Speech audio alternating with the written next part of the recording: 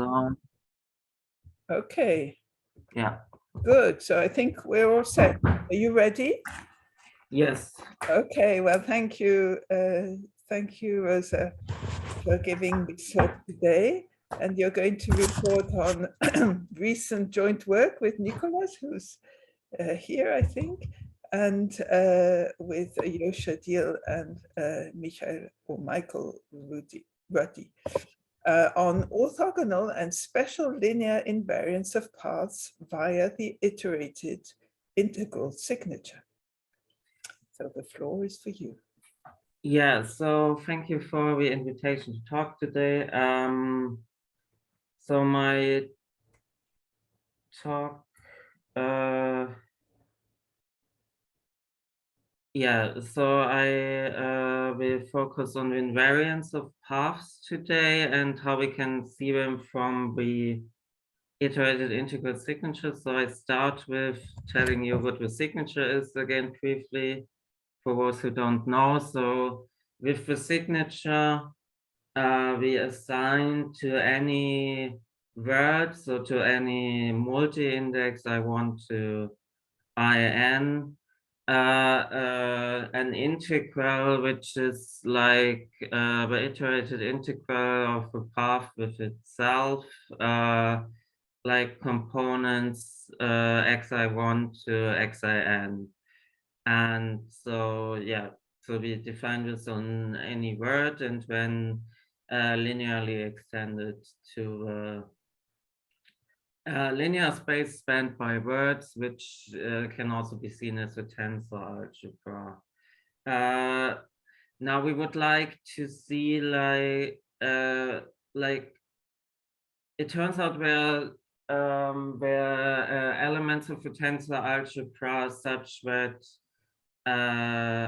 like for a given group, acting just pointwise on the path, where certain elements of this, so certain components of the signature, so certain linear combinations of words, such that the signature doesn't actually change until this group action, and we call this like signature invariants. And so sorry, the invariant there, so A is where? It wasn't said. yeah, true. There's in both things there's a type. It should say that A is for all A and G. Yeah. So A is what as an object? It's a group element.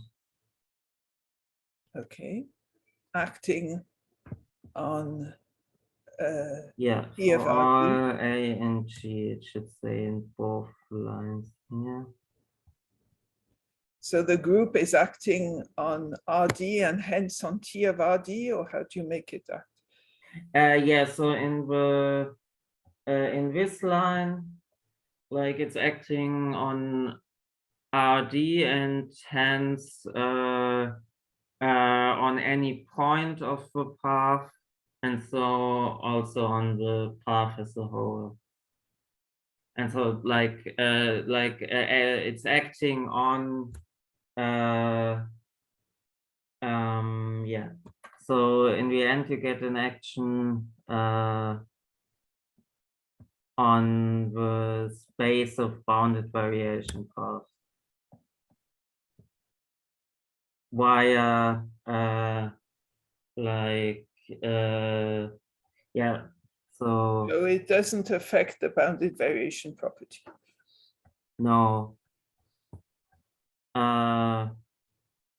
So it's just yeah. Via acting pointwise. Mm-hmm. And I mean, with the various, it's just a linear transformation, so it's a very smooth action, so it doesn't affect the bounded variation property. Mm-hmm. And now actually we can Rosa, sorry, I seem to have missed the definition of G. What group is it? For now, it can be any subgroup of GL. Okay. Mm-hmm. So here, inside your invariant, it's for any A in G. Yes, so that's what you wrote afterwards, I see. Mm-hmm. Yeah. Okay. Okay. And when now we actually see that it's that we don't need like for this, like we don't actually need the analysis. This reduces to a purely algebraic question simply for the realization that there's a joint action on the tensor algebra. So for that we now continue the action like so we just sorry to ask again, so the transpose AT, so that's clear on RD, and then it induces one on T of RD, or how do you? Yeah, you just have that it's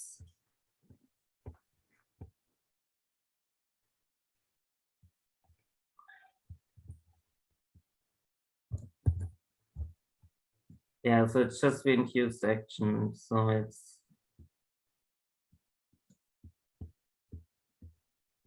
I can see that this makes sense. Mm-hmm. Okay.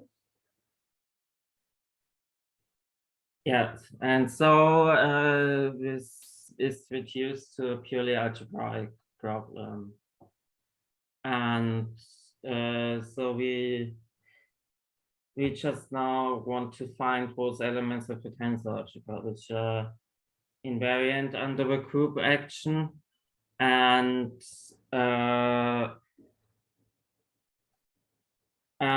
for that we use it some other part of theory, the theory. So sorry to ask, I'm sorry.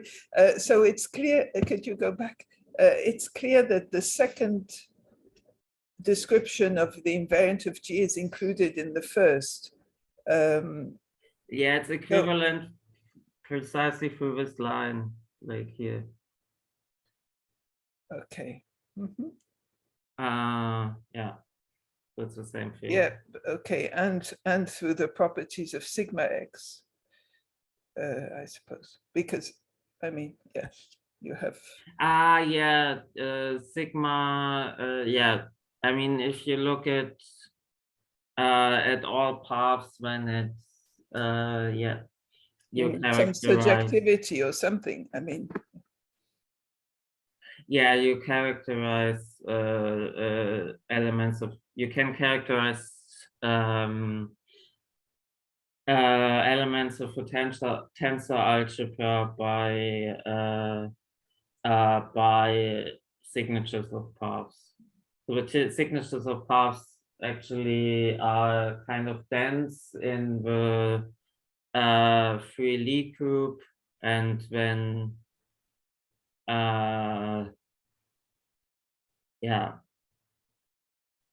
this kind of spans T of RD.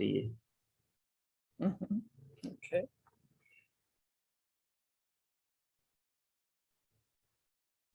Over dual. And so we now, so there's this theory of moving frames in the sense of Fels-Olver. So, or on which page this is not our work, this is actually the work of Fels-Olver, and so it's simply the observation that Well, if you have Lie groups acting smoothly on a smooth manifold, when under certain conditions you will find a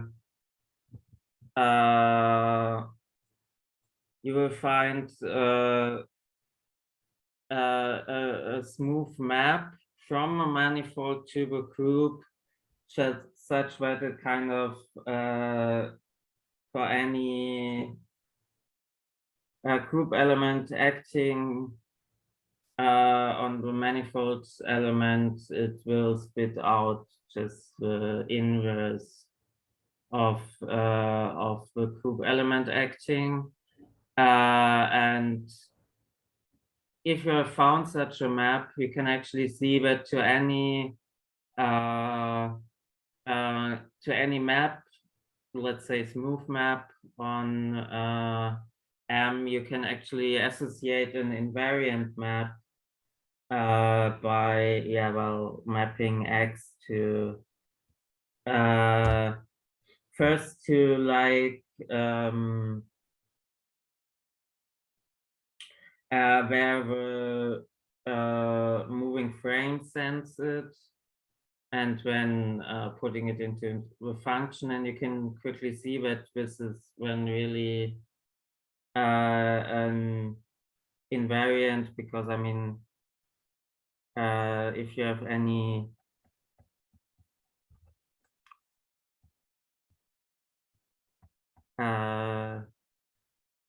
group element acting here, when by the moving frame property, this just gets spit out to the right, and then this cancels.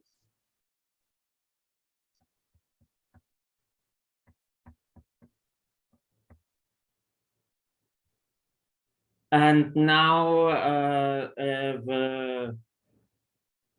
the image of these points under this composition with the moving frame is actually what's called a cross section.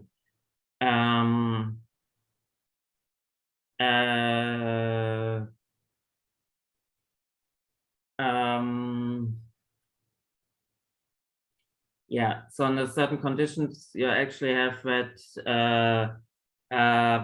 this image gives you a smooth submanifold, and but it also characterizes moving frames. So to each cross section,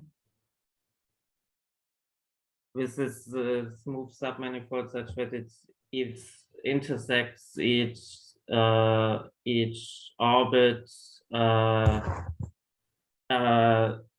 transversally, so kind of orthogonally at a unique point. And and these are like now characterized via moving frames. So to each moving frame, with that here we give a cross section, and to each cross section, when you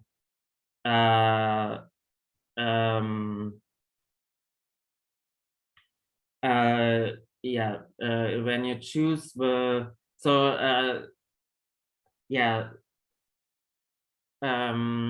if you assume that the action is free, then this means that that no point is like left invariant by a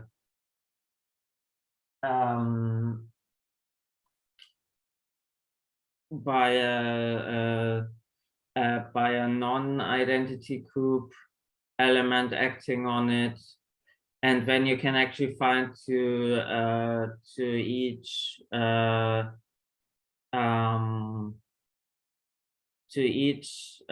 point in X a unique group element which sends it to this submanifold, to this cross section, and that is then what we will denote by row of X.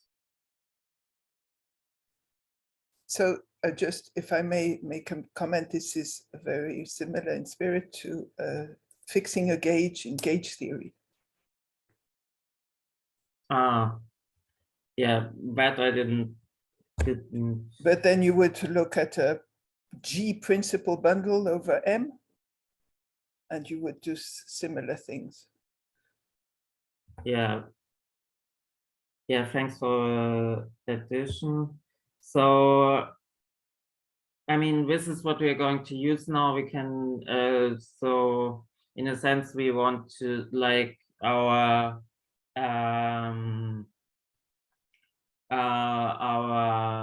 elements of a tensor algebra, like through the signature, it gives us functionals and path space. And when we want to invariantize it, these functionals by this procedure.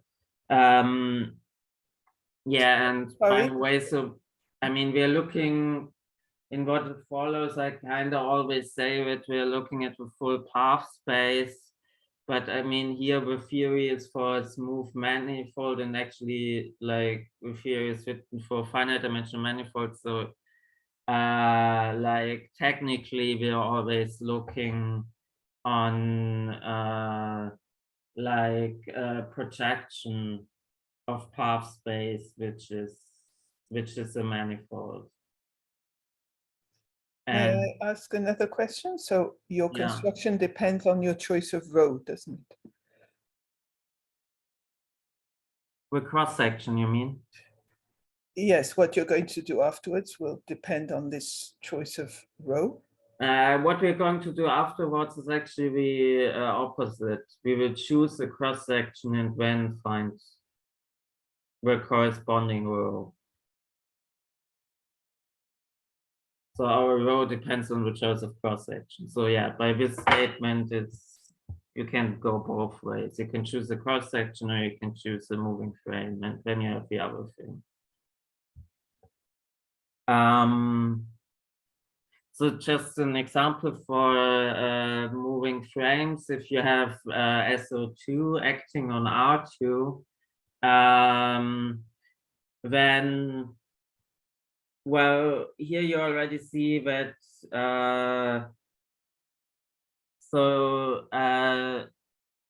in this result, I just showed you freeness as an assumption. So no point actually is supposed to be left invariant by the group action. And you see here in this example already that you have a singularity, which is the origin, like the origin is left invariant by the group action. And this we do not want. And so like already in this simple example, we are kind of like, we are taking only we are actually start looking only at a dense subset. So we remove the origin. And then for the rest, the action is really like free and regular. And when you can see in this example, like the orbits are just the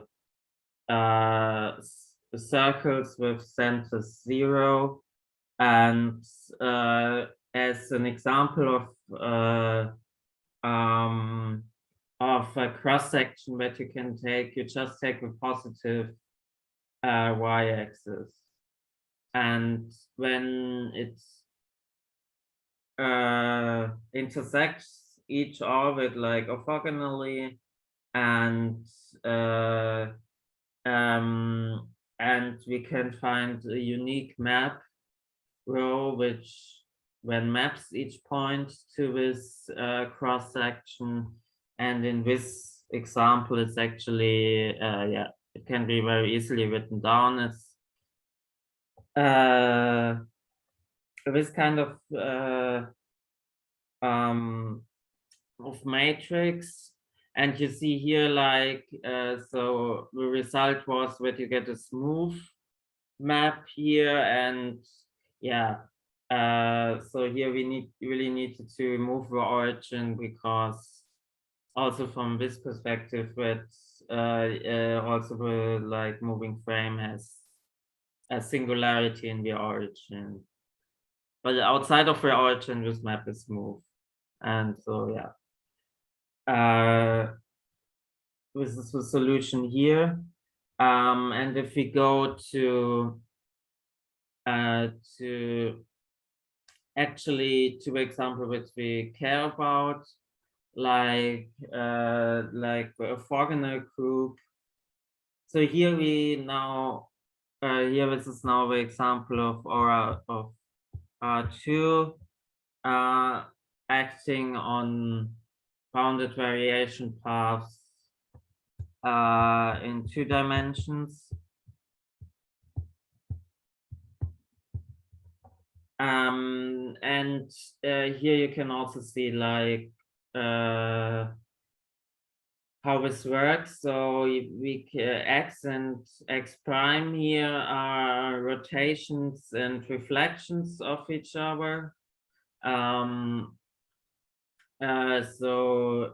rotate, so to get from x to x prime, you rotate this angle, and then you have to flip it on the axis, which is the which is the increment of x prime.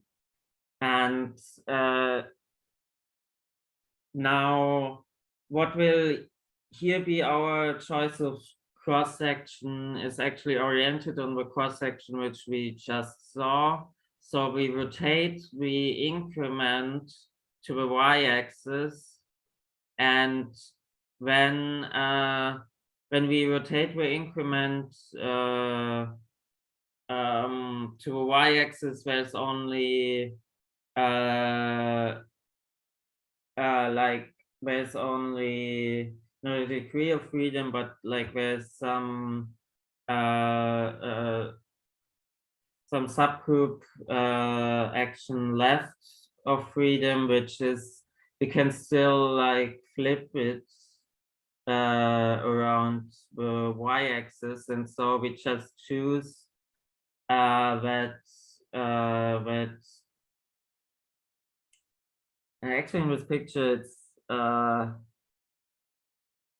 yeah, maybe it should be the other way around, because here you see the total area is negative, and actually in what so here it would be the choice, so to have we fix this remaining freedom by saying that the area should be positive or negative. But yeah, in what follows, we would actually choose that the area should be positive, but here it's somehow negative. Yeah. So, sorry, are you assuming an orientation of your manifolds, underlying manifolds, or not? We are just in flat space. Sorry? We're just in flat space. I couldn't understand, but it doesn't matter. Yeah, we're in flat space. We're just in Rn. So yeah, yes, but in your general framework, I meant. No, but yeah, so I mean our general framework is kind of like paths in Rn, but when the manifold is actually the truncated so the manifold in this sense here with M is actually the truncated free Lie group. Okay. So yeah, so signatures of paths live in the free Lie group.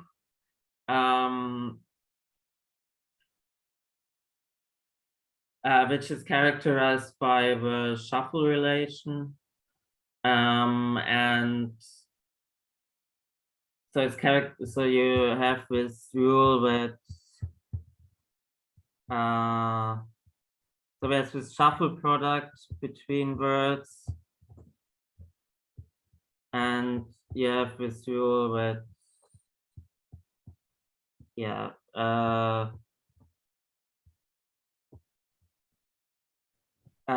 that the signature is a character with respect to this shuffle product. And if you look at the subset of the tensor algebra, then no, actually it's a subset of tensor series of characters with respect to the shuffle product, when this forms a group, and you can then see that the signature, the image of the signature lies kind of densely in this group. And when you do look at projections, so if you call this group G, the group of characters with respect to the shuffle product, and when you look at projections like from T of from the series to like to tensor order at most n, and yeah, so this and this projection of the group is when actually the manifold we look at here.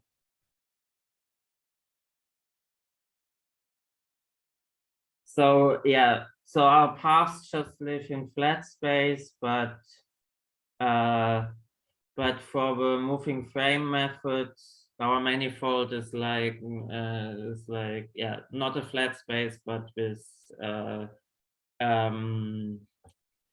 truncated freely group. Okay. And another tool we are going to use is coordinates of the first kind. So there's a very nice basic result that like you can kind of linearize the logarithm in the freely group. So this is here the logarithm with respect to the tensor product, which goes from the freely group to a freely algebra, and the freely group correspondence is super nice in the sense that the exponential is actually bijective. And so you can send, any element from the freely group has a unique logarithm, and when you look at this logarithm, so there are various ways of choosing a canonical basis of the freely algebra, and here we just choose the Linden basis. And but this actually works for any, this result works for any kind of Lie algebra basis, but in what follows we choose the Linden basis. So if you choose the basis of a Lie algebra, then you have here coefficients, and now you can actually see that these coefficients can be expressed as linear functionals on the group again, and in particular on the signature. And these unique tensors which give you the coefficients, these are called the coordinates of the first kind, corresponding to the Lie algebra basis. And yeah, in particular, so So for letters, the coordinate of the first kind applied to the path will be just the path increment. And when any combination ij, here I is not equal to, no, actually we choose, for the Linton basis, we have that I is smaller than j.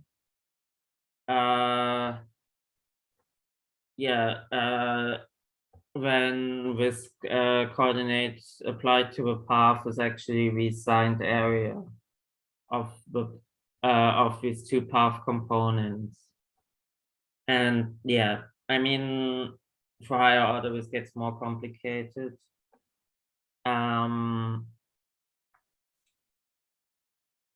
But yeah, so these are actually, these are kind of now the ideas that these give us a set of functionals on the path, which by this correspondence and the fact that the signature characterizes the path up to some kinks,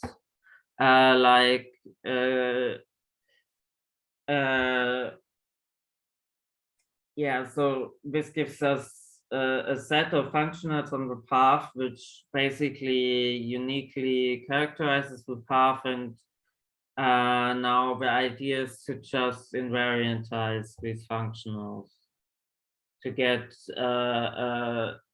like a set of invariants that separates orbits. And in such a way, in a sense, now we are was trying to obtain a constructive proof of the following conjecture by Jota Diel and Jeremy Reitzenstein, which says that if you look at the collection of any of all signature invariants of a given group, and you have two paths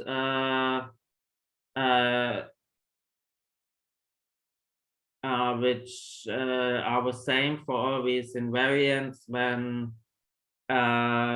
this is supposed to mean that one path is the rotation of, or the transformation under this group of the other. And so we're kind of proving this here for the orthogonal proof, and it's also kind of constructive proof in the sense that we are actually giving a subset of invariants which does separate orbits in this sense, and then and it's also like a minimal set, so we can't remove any element from the set without losing the property. And also, like, so these invariants in the set are kind of independent of each other. Sorry, your proof is very specific to G equal O of R D, or could it be adapted? So for now, yes. Well, I mean, you could do, yeah, it's actually so open to do this for other compact groups. So what I will talk about later is that it only works for compact, it can only work for compact groups anyway. But yeah, for compact Lie groups, let's say it's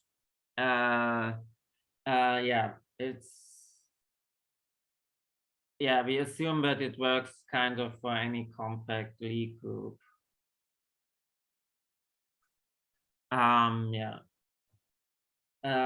So, but there's also like some other work on the way which says that that this conjecture does actually hold for any compact group, so not just compact Lie group, but any compact group.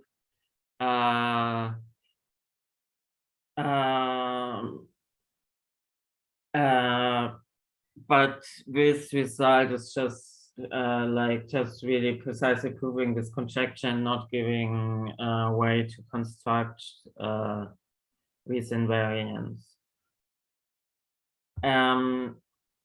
So to construct these invariants, another restriction we have to make, for now at least, is to throw out singularities with respect to a group action on the specific truncation we look at. So as I said, we are actually not looking we are not looking at the full full freely group, but on a truncation. And the way we are doing this here, like it turns out, if your path, like, yeah, you can actually find a dense subset of paths of a reduced path group, such that this works already if you just look, so that you just need to look at the level 2 truncation, so only at increments in the areas. But this is rather restrictive in the sense that it also throws out loops, which are very interesting to look at in the like theory of signatures of paths. So it's not the like most definite like a universal approach, because eventually we might also want to look at loops, and we are like throwing them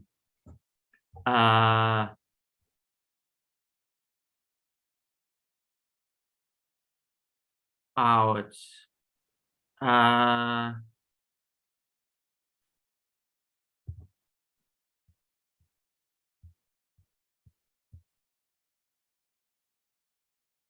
Yeah, we are throwing out for this condition that, so this is the cross section, so it's the submanifold we are going to map our paths, and it just says that the div component of the increment is supposed to be greater than 0, and so the total increment prior to rotation reflection can't be 0. So this throws out loops. And I mean, there's a further restriction here, but also the the full area also can't be 0, and it's actually, as we will see, it's even a bit more restricted in a sense. But it still gives us a dense subset of paths, which is good for now. And so by choosing this kind of cross section, we get a unique moving frame. So this is the bulk of the paper, is actually to show that this is a cross section. And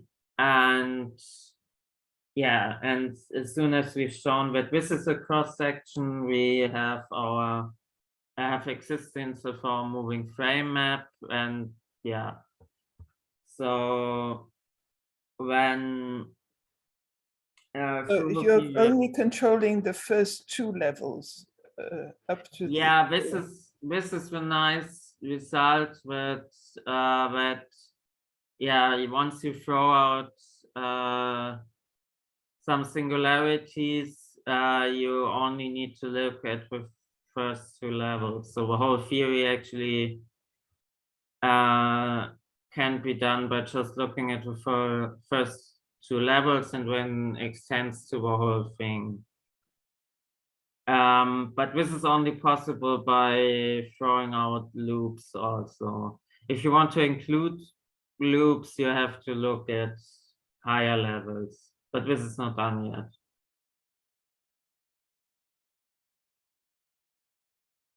Do you explain that if there are loops, you have to look at higher levels? Do you mind saying a word? Well, I mean, this like our paper kind of shows that you need all the information of the first two levels under the assumption that the first two levels are non-singular in a certain sense, and this in particular includes that it's not a loop, so that the increment does not vanish.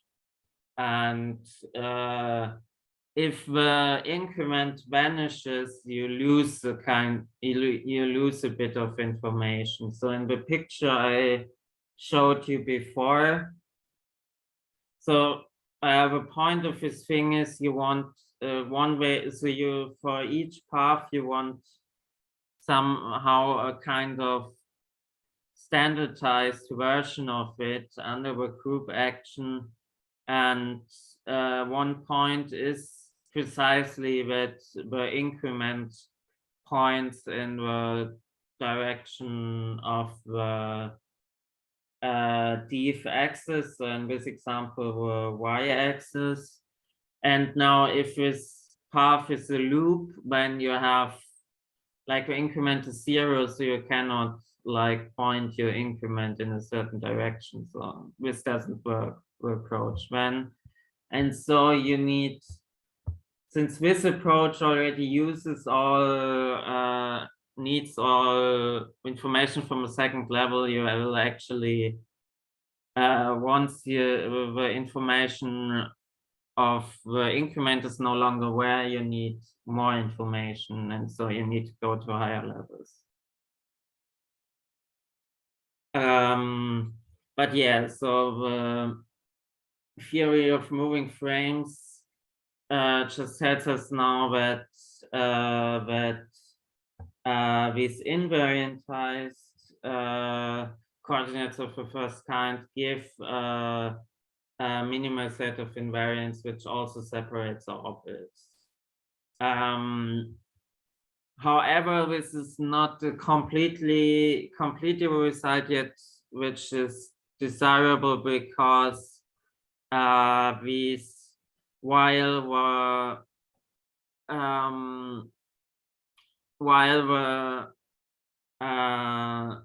the coordinates of a kind themselves are linear maps on the signature, and so kind of polynomial maps on the path information. The invariantized coordinates of the first kind are no longer polynomial. They're just, yeah, the result is just that we are smooth maps. But we want polynomials in the end, and so actually we want to do some kind of tricks to get back to polynomials, and I can show you how this works. So this is the result. You get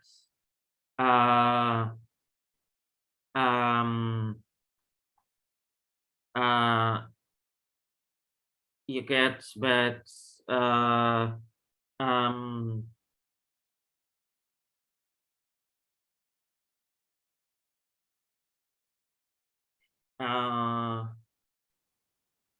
actually one should write here with signature because of this question of tree-like equivalence. So the whole signature already just characterizes the path up to tree-like equivalence. So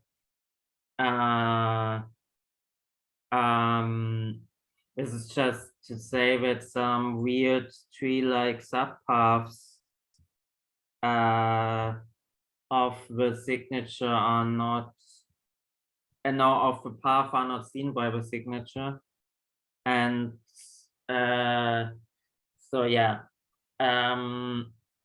we have a result that under the signature two paths look as where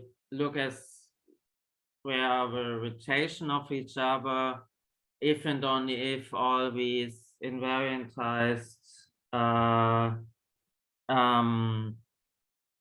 coordinates of the first kind agree, and so if and only if they agree on this cross section. Now, so for planar paths in 2 dimensions, the condition is really just that the singularities we just have to throw out is that, yeah, that the increment vanishes or that the area vanishes. So in 2 dimensions, we just need a path that has a non-zero increment and a non-zero signed area. And yeah, and when we just get as cross-section with condition that we orient the paths in such a way that it that the increments points in the y-axis and such that this area is positive.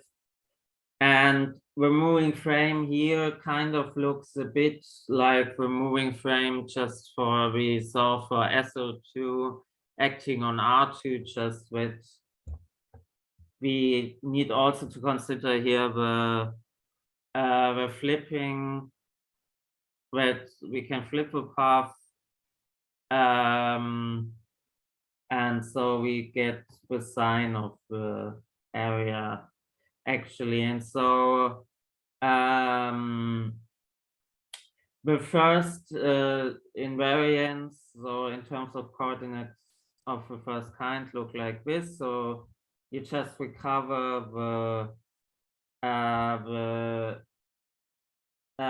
norm of the increment and the absolute value of the area, and when you get some more interesting invariant. Yeah.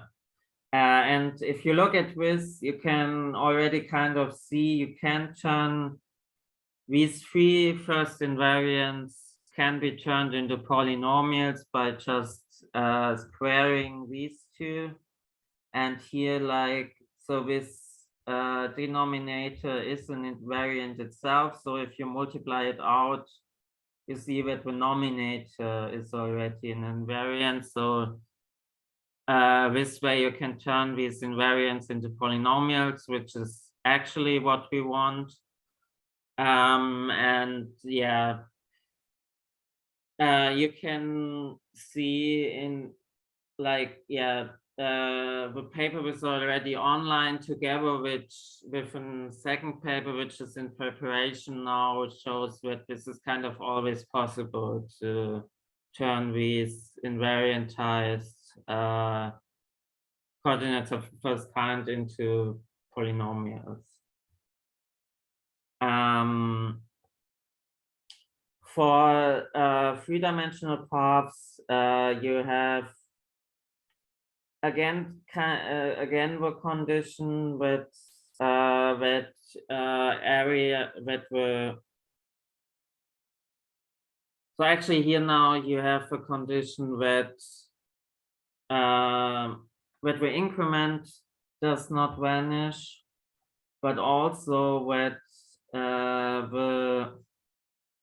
so this P3, this is now actually the signed volume, and the signed volume is not supposed to vanish here, but also this strange P2 is not supposed to vanish, and this is actually some condition that that, like, you can look at the increment vector of the path, and you can also form a vector out of the 3 like projected areas, And so this area vector and the increment vector are not supposed to be parallel to each other and also not supposed to be orthogonal to each other. Yeah.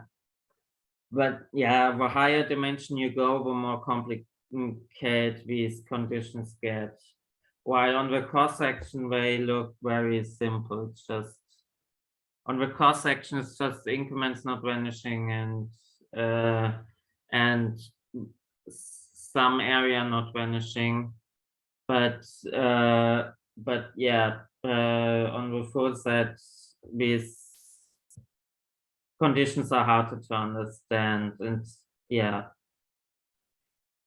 And so yeah, the first invariants, like here are again the norm of the increment, and this is basically the absolute value of the signed volume. And when there's this weird P2 with yeah, also turns out to be an invariant.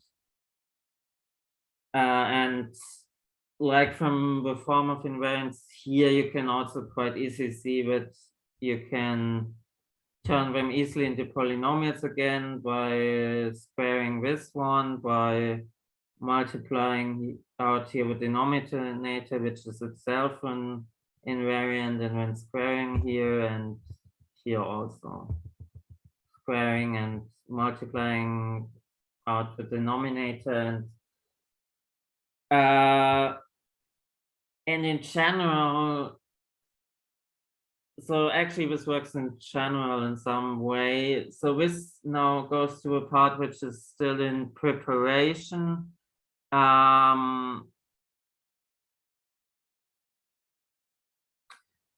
Here's a typo.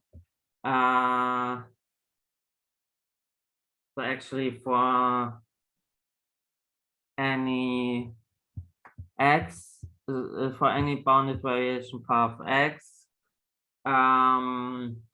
we build a matrix by just the matrix is supposed to be the area information of the path, so second level information, and the vector, which is the increment vector actually. And when we put this information into a matrix such that the ith row is given by like repeated application of this matrix to the vector, and then strangely it turns out that this matrix, so this matrix is like, this is just a polynomial matrix on the path, so it's very nice, and it actually fully determines this method by saying so by giving a concrete form of this dense subset, which we so far only characterized indirectly by saying it should be the invariant version of the cross section we chose. And actually this turns out to be just the dense subset such that this matrix here is regular, and now it turns out that the moving frame is just the orthogonal matrix you get from the RQ decomposition of this matrix. So this is the RQ decomposition. This is more famous as QR-decomposition, but it's just the other way around, and it works precisely the same. So for any regular matrix, you get a unique decomposition into an upper triangular matrix, with positive diagonal, which we call R here, and an orthogonal matrix, which turns out to be our moving frame. And so through this nice decomposition, one can actually show that that you get a set of polynomial invariants separating orbits by not applying the moving frame itself to the path. So, but doing something similar just with this polynomial matrix eta D. But now you like note that this is like a bit out of the usual setting of the moving frame, and because we actually go out of the group action, the usual group action on the on paths here, on the manifold here, because this eta D is not in general an orthogonal matrix. It's just a regular matrix. Which one is not? Sorry, eta. Eta D is just by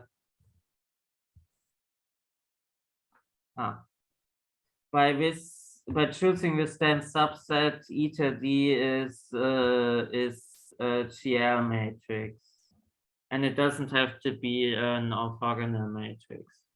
So we're jumping here somehow to the GLD action, but it turns out that still this gives this way we actually get polynomial invariants for the orthogonal action. So could you have started with, so I'm a bit lost. So now you're in GLD and you started with OD. So it's like a reduction of your group. So you couldn't have started in GLD? Well, GLD is problematic as we'll see. Like, we want orthogonal invariance, so GLD invariance is already a bit problematic because actually you won't have GLD invariance, you will just have equivariance because the determinant might not be 1. And so, and even if you choose equivariance, which is kind of equivalent to choosing SL,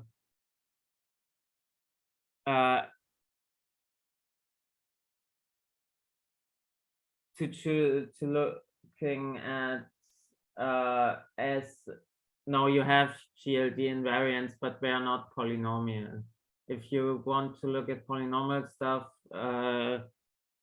you need to look at SL, but we will also see that this is problematic, and I mean, this is not what we wanted. We wanted to look at orthogonal invariance, but this is just, yeah,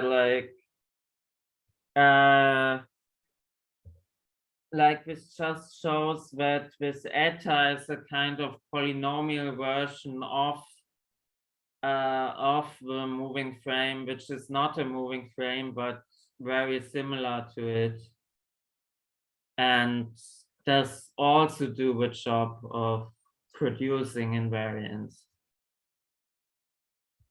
Yeah.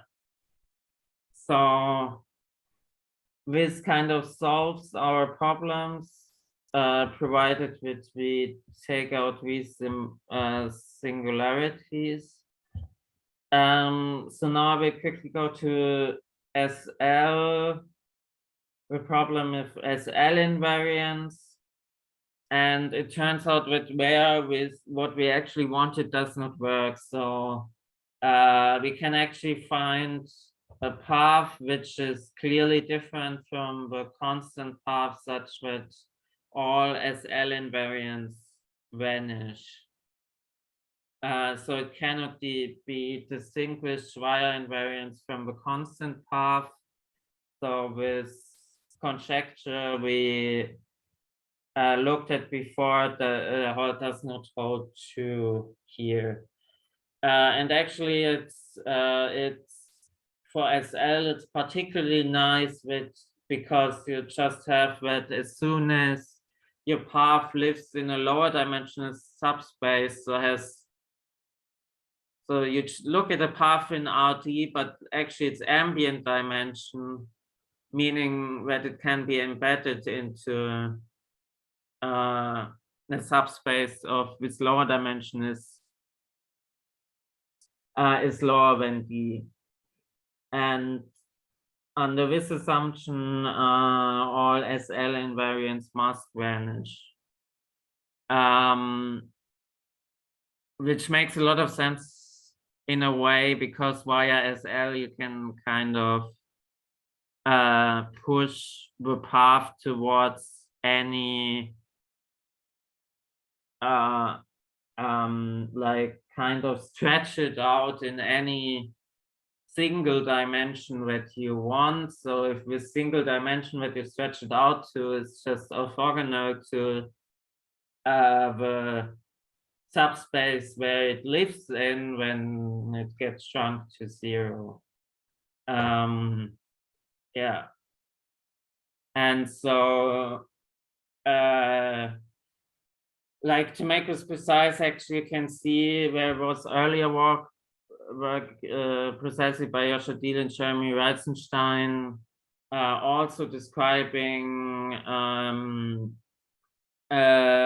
special linear invariants, and from that you can see that special linear invariants in the tensor algebra consist, like in any word in this invariant you have all lattice, and from that you kind of see that you can, I mean, if this path lives in a lower dimensional subspace, you can rotate it in such a way that it has no increment in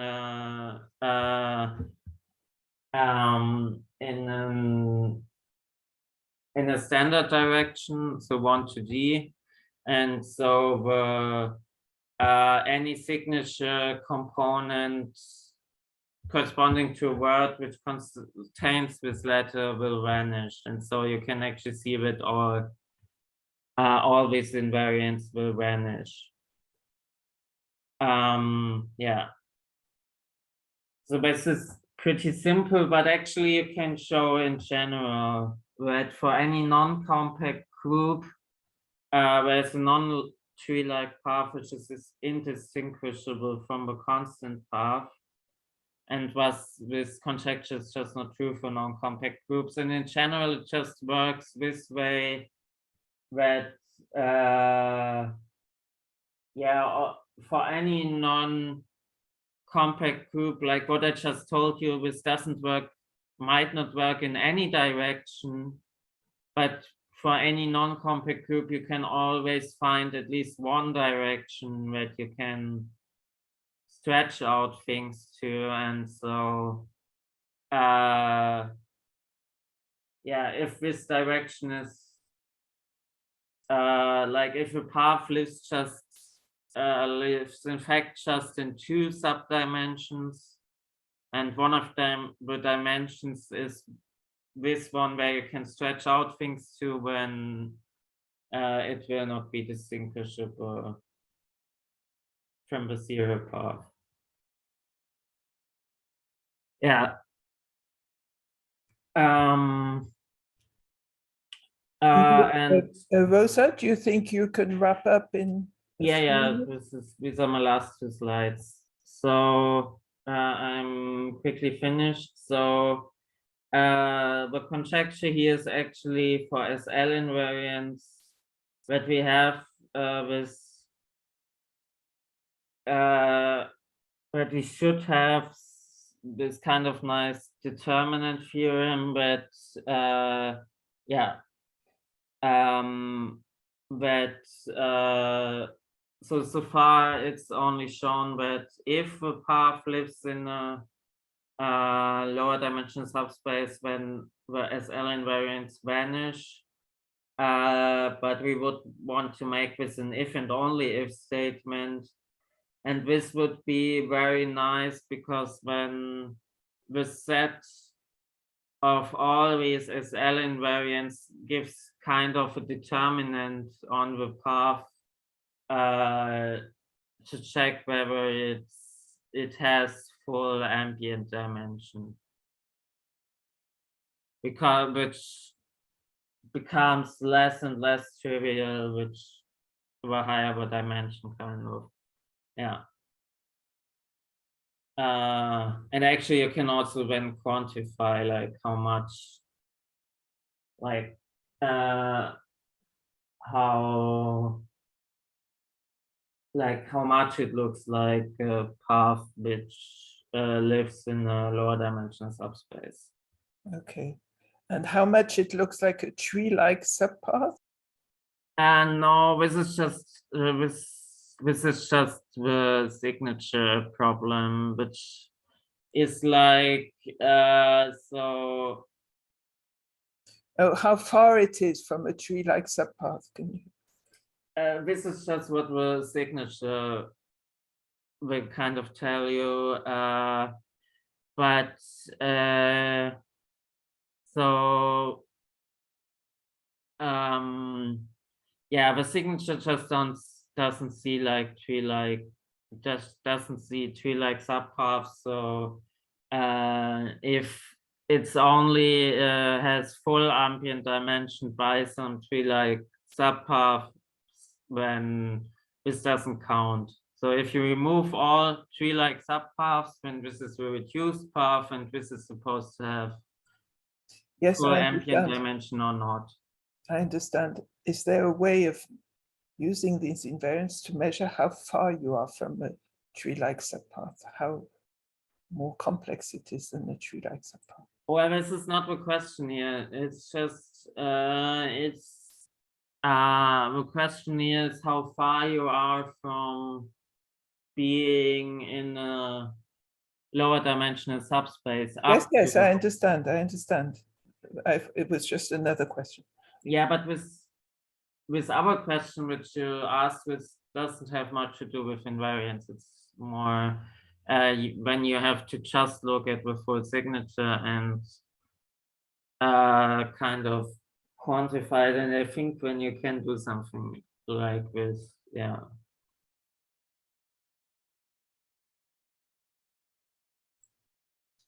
Okay, so that's kind of what I wanted to tell you, and the outlook is just we want to, so even if you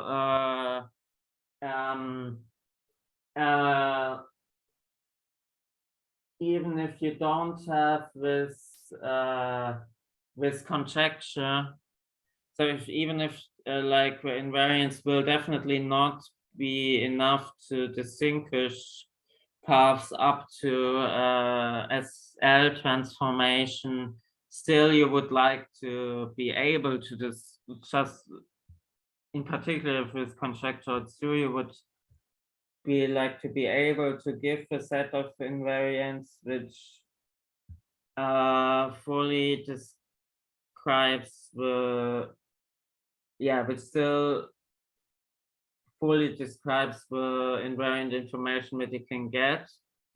And yeah, so we still think that a variant of the moving frame method will work in this setting to describe the invariant information. And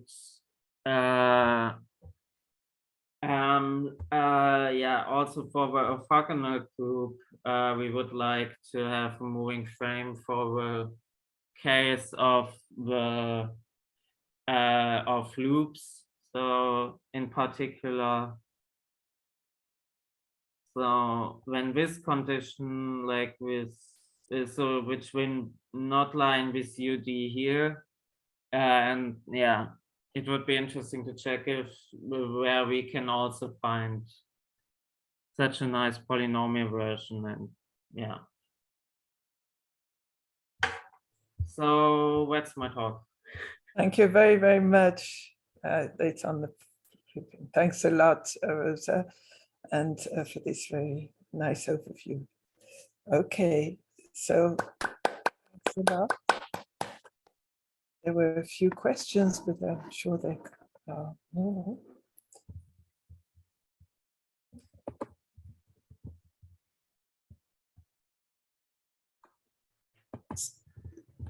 So I'm surprised how much work it is to detect how a path is actually in a lower dimension. It's a lot of work. Yeah, I mean, if you have a smooth path, whereas with actually you can like locally, whereas with method of Wronski determinant, which goes in this direction. So this I found also interesting with this is kind of an integral version.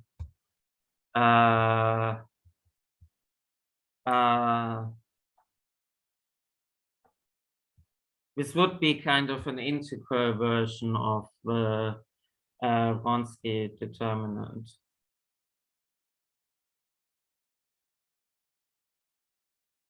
Like so for the Wronski determinant, you just compute, in d dimensions, you look at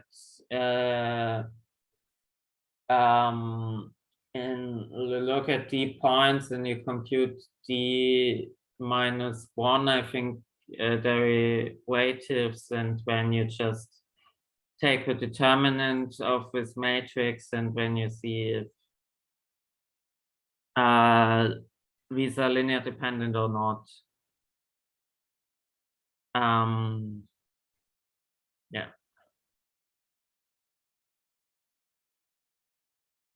Okay, thank you. But yeah, here we would like to make this work also for paths where you can't actually compute even one derivative, because it might just be just like, yeah, it might be very irregular. So I mean, the cool thing with the signature and so with integral invariants is that it neatly extends directly to a very irregular setting, and even with rough paths formulation for like super irregular but still continuous paths. Yeah. And this is also an advantage compared to, like, with another, so Mike Karate told us a lot about this method of the differential signature. So whereas actually this method of assigning to curves another curve, which is called the signature curve, which is when which describes the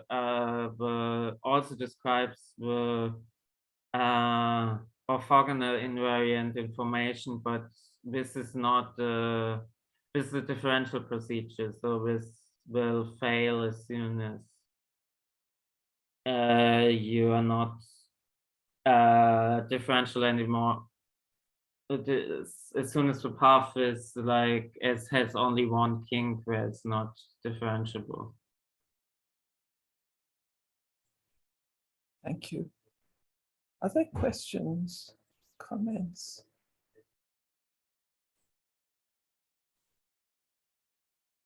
No? Well, there's none. Then thank you, Rosa, for presenting this very nice piece of work. And thank you so much.